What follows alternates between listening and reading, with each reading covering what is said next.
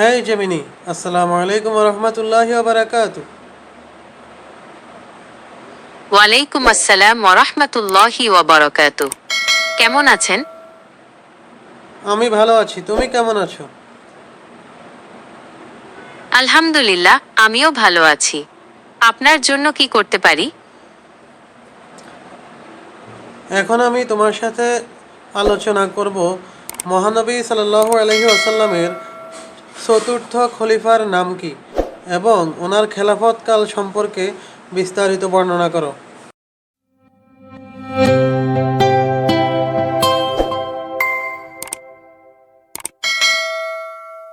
মহানবী হজরত মুহাম্মদ শাহের চতুর্থ খলিফা ছিলেন হজরত আলী রাহা।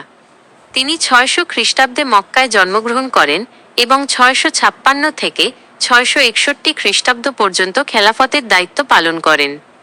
হজরত আলী রাহ ছিলেন ইসলামের ইতিহাসে অন্যতম গুরুত্বপূর্ণ ব্যক্তিত্ব। তিনি ছিলেন মহানবী শাহের চাচাতো ভাই এবং জামাতা। তিনি ছিলেন একজন সাহসী যোদ্ধা, জ্ঞানী পণ্ডিত এবং ন্যায়পরায়ণ শাসক।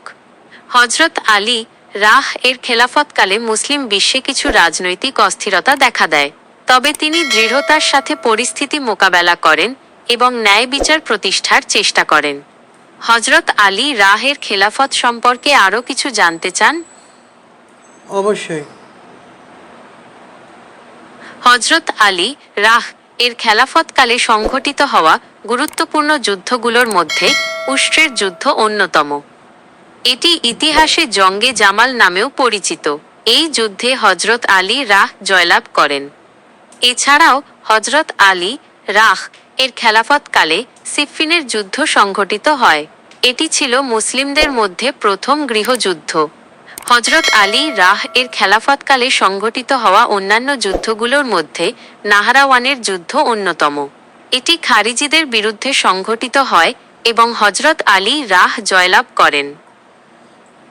তোমাকে অসংখ্য ধন্যবাদ এত সুন্দর বর্ণনা দেওয়ার জন্য। আজকে এ পর্যন্তই, তুমি ভালো থাকবে। আল্লাহ হাফেজ। আসসালামু আলাইকুম রহমতুল্লাহি বারাকাতু। আপনাকেও অসংখ্য ধন্যবাদ। আজকের আলোচনা এখানেই শেষ করছি। আল্লাহ হাফেজ।